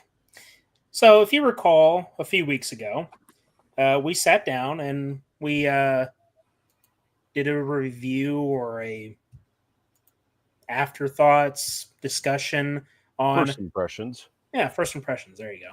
Of Predator: Killer of Killers, a film that kind of came out of nowhere. It was rumored for a while that there were 2 Predator movies in development for this year. Now we know what they were. And we gave our thoughts on Killer of Killers. Overall, I'd say we were fairly happy with what we got. Mm-hmm. And one of the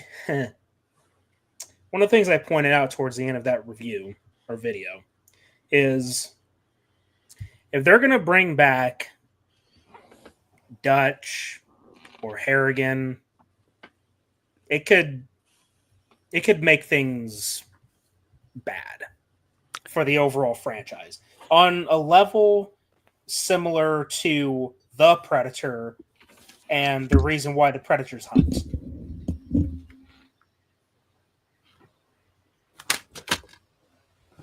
That wasn't very good.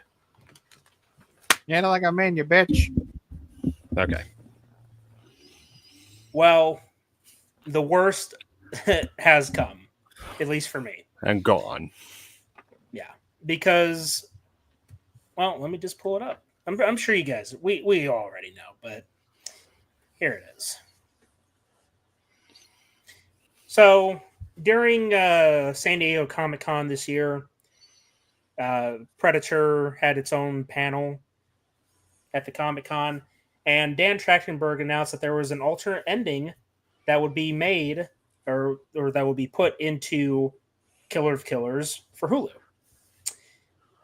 And well, here you go.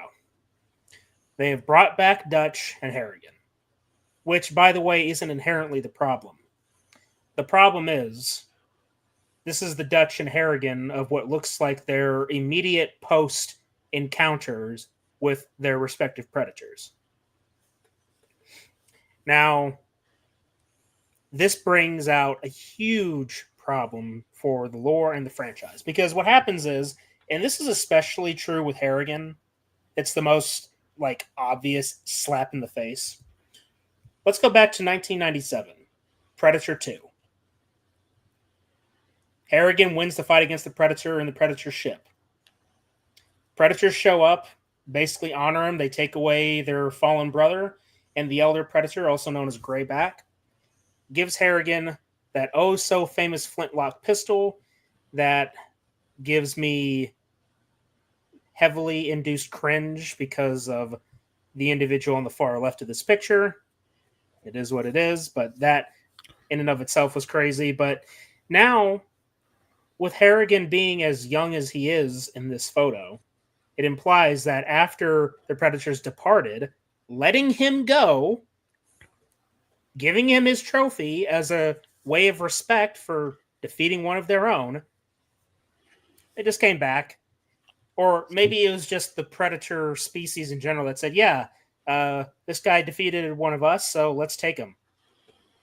Yeah. Can you imagine that, though? I mean, he goes through all that, gets the flintlock pistol, token of respect, like you said, and then they just come back like, yeah, fuck you, you're coming with us. Yeah. It's almost like he's being arrested. It's like, oh, what was I supposed to do? Die? It's like, yeah, I guess so. And is it because I'm black? Now, here's the thing. there's a rumor going around, and maybe this was started by a fan. I don't really know where this started. I can't even remember where I first heard it. But there's a theory that maybe what we're seeing is this group of predators that are snatching these people up, the predator subspecies that we've seen in Killer of Killers. Maybe they're the only subspecies of the overall predator species that are doing this. That maybe they're paying attention to their other clans on the predator homeworld and seeing that, oh yeah, these humans have been taking down our kind. They're cut from a different cloth. So let's snatch them up. And the rumor is, or the fan theory, whatever, is that maybe the predators we're going to see in Predator Badlands may not be of this same tribe or subspecies. And maybe there might be some infighting again between different predator clans, like was hinted at in Predators 2010. And while that sounds good, and that sounds all fine and dandy, the mere fact that we have this happening right here, having Dutch and Harrigan locked up, irritates the ever-living hell out of me. Because in the case of Dutch, we had a pretty good story in Predator Hunting Grounds that established some lore post-1987 for Dutch. And we got to see Old Man Dutch. As it had something to do with taking some predator DNA, being able to extend the life of humanity, at least in his case. And it helped to keep him up in shape, to keep him strong. Basically just as an excuse to have Dutch still around after all these years. And I like that. It's like, okay, yeah, he was hunting other predators as they came to Earth, doing what he's doing. He's got these enhancements, so he can still go toe-to-toe with a predator and have a good chance at winning. Well, now that's been thrown out the window because look at him. This is clearly from 1987. He's still young, right? Yeah. I'm trying to figure out when the hell they could have even taken Dutch. Yeah, but when they said, but in Predator Hunting Grounds, when they took after his encounter in '87, didn't OWLF take him to get chemoed or something? To get all the radiation out of radiation cleansing or something. That was a part of it, I believe. Yeah, and they started doing some things with predator blood and DNA, and that's what gave him his extended life and him being, still in shape, being able to fight. But the thing is, that's been all thrown out the window with this. See, they could have brought Dutch back. We could have seen a cameo where, hey, you know what? Predators come to Earth in the future, and, well, look, Dutch saved somebody from getting killed by a predator, and he's like, we got a lot to talk about, or something like that. I don't know. Mm-hmm. I don't know what I don't know what Predator Badlands is going to do for the franchise. I hope it's good. It's just, all I can say for sure is that this was a mistake. And don't get me wrong, I want to see these guys back. Just not like this. Because it doesn't make sense for the story, especially for Harrigan. You ruined the ending of Predator 2. And again, having the Raphael Adolini pistol, you have to ask yourself, okay, is it really different predator subspecies vying for power, fighting, having morally opposing each other for, okay, you have one group that just wants to take trophies. You have another group that wants to put them in a freaking gladiator arena. Okay. Because how is it that this pistol it gets out of her hands and in the hands of the predators. Then it gets into his hands and then it's back in the predator's hands again. What kind of sense does that make? It's going around like the fucking Infinity Gauntlet. Right? But there you go.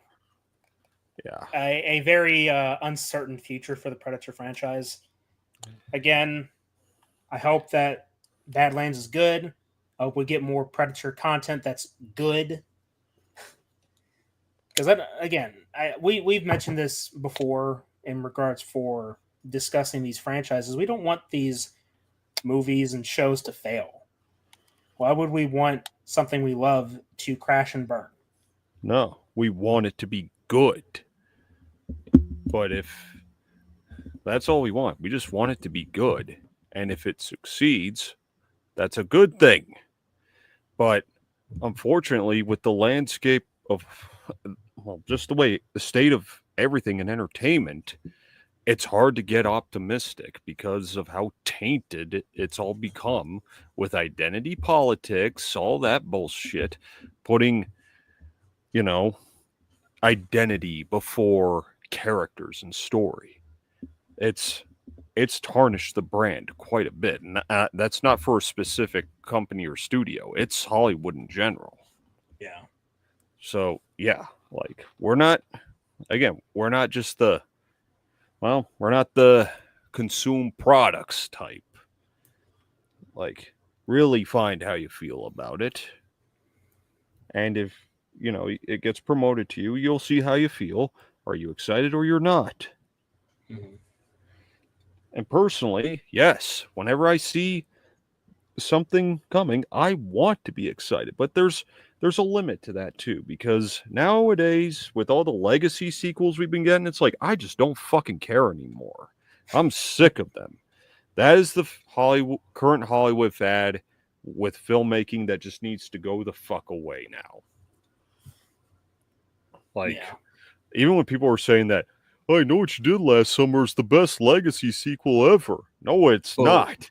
It's not even a good one.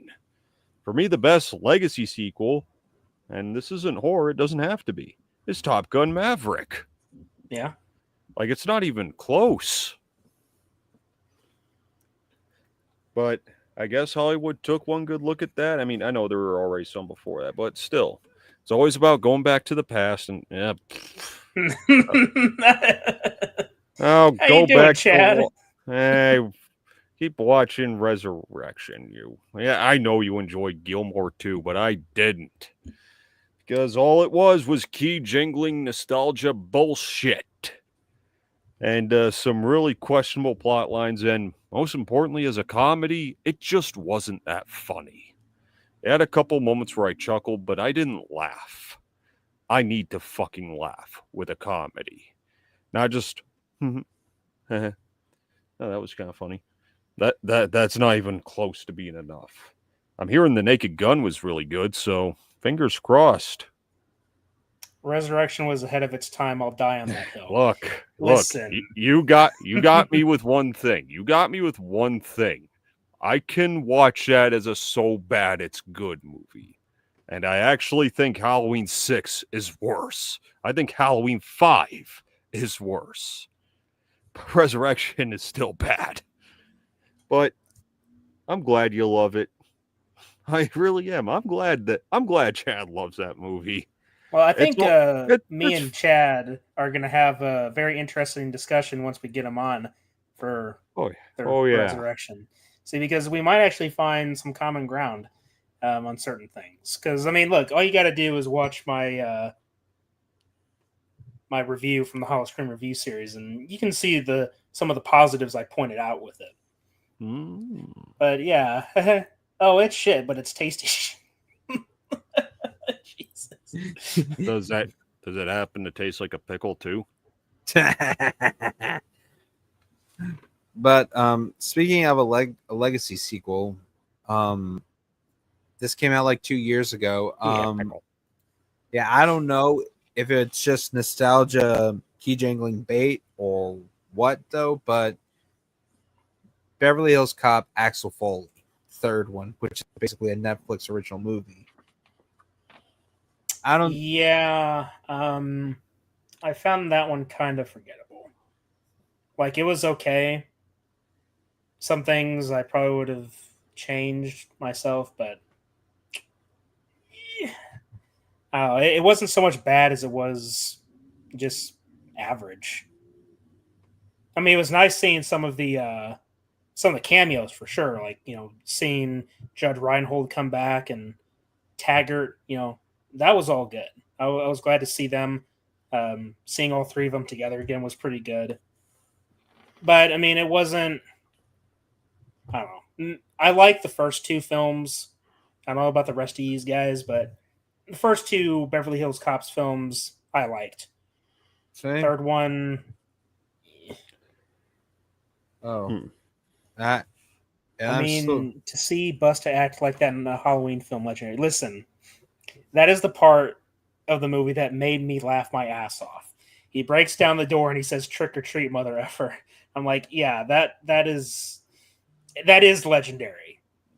I will agree. That aspect alone was just that's legendary in the same way the kid rolls off the hill in Macamee. It's legendary in the same way Tommy Wiseau says, "You're tearing me apart, Lisa." It's legendary in that regard. Because here's the thing, here's something I genuinely hate about that bit. He says trick or treat, and then you see his mouth move, and then he says motherfucker. It's like, I'm trying to figure this out. Is that just bad ADR, or did he forget his line? Hey, but you know what though? I will take trick or treat, mother effer over. It's not about fighting what we hate, but saving. I'll take that any day of the week. All right. I'll take corny shit over, well, diarrhea fuck fart shit. Fair enough. It's legendary in the same way Levi takes his shirt off. Okay, first of all, fuck the Big Bang Theory. But since last night Destiny was talking about shirts, why don't I just go get a shirt of a picture of shirtless Levi and put it on a shirt? I'd buy that shirt. I have the power to do so. I could just take a screenshot of Levi taking his shirt off, just email it to the place that does the custom shirts and say, put this on a shirt. Put this shirtless asshole on a shirt. Okay, caption. Why am I taking my shirt off? That was a great fucking idea. Well, we'll see what happens. Maybe get Braden in on this. Maybe he could start selling T-shirts.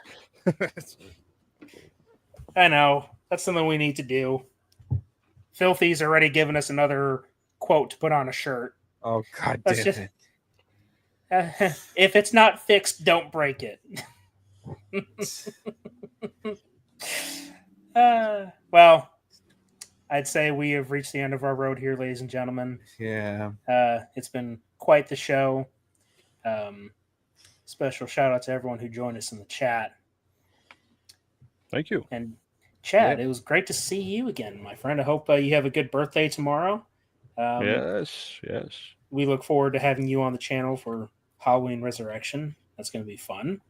Possibly one of the Scream movies as well, because I know he said he's totally down for that. Right. So, as far as what we got coming up next week, Danner.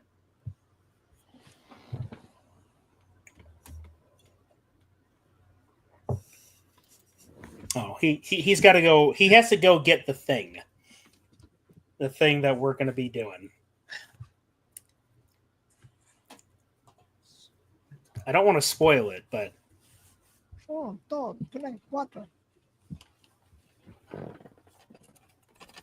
suspense is killing me. I hope it lasts.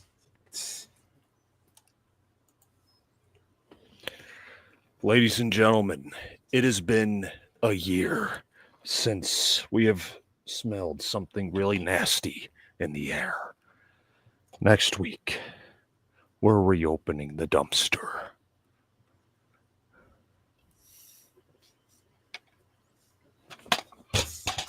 We're watching Epic Movie. My most hated movie of all time. So yeah, come suffer with us, or just watch me suffer. Watch me tear this thing apart. And there's gonna be an after show. Starring me, shot by me, directed by me, and probably posted by this guy. Oh yeah. Be ready. Be fucking ready. The are we to gloves expect are off and the boots are on. Are we to expect another? Holiday special moment? No. I'm talking Riddler moment. Yes. I thought so. I have the perfect place to do that. The garage where we did our photo shoot. Ah, yes. You know, that sounds really wrong out of context, by the way. The garage where we did our photo shoot. Oh, what photo shoot? Hey! Now there are YouTubers who do green screens in their garage, so I don't think it's that weird. Hey, no disagreements there. It's just the photo shoot we did in our garage. I can't be the only one that picked up on it. Your garage. Mine. It was just Yeah. my garage. I know. But, and Chad says he is down. Of course. Wouldn't have it any other way. I know he's a big Scream guy. Excellent. Oh. And Resurrection, again, there's no way in hell we're doing it without him because... Of course. That's just it, though. There's a plethora of movies, at least in my list, where I could say, yeah, there's no way I'm watching it without him. Like, again, Scream 3, we're not doing that without Chris. If I say, hey, let's watch Robin Hood Men in Tights, we're not doing that without Brett Man. There you go. Make sense? Mm-hmm. So, yeah, we are opening up the dumpster next week.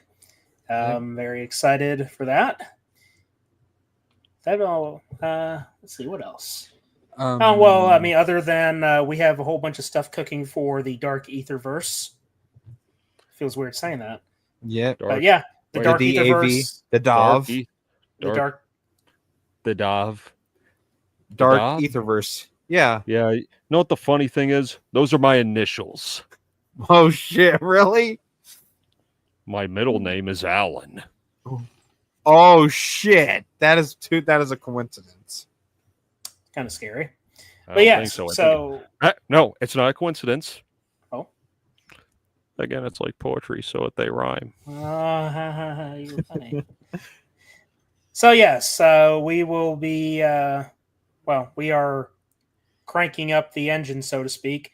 All three of us are now doing writing bits for the story, getting back into the swing of things. So make sure to stick around and stay tuned for the Dark Etherverse coming back. It'll be coming back pretty soon, actually. Have a nice new season, and then have a really big cliffhanger before the new year. It's going to be exciting. So make sure you guys stick around for that if that's something you are interested in. Special thank you to our Patreon supporters. Their names will appear in the end credits. Once again, a special thank you to everyone who stopped by tonight. You guys are awesome. And with that all being said, thank you all for watching, listening, and supporting. And as always, until next time, fellow investigators, remember, the entertainment is out there, and welcome to the war. I'm Special Agent Spooky Clutter. I'm Special Agent Carter Sauce. Special Agent Dr. Richtofen. And until next time, fellow investigators, remember, the entertainment. The entertainment. The entertainment. The entertainment. The entertainment. The entertainment is out there.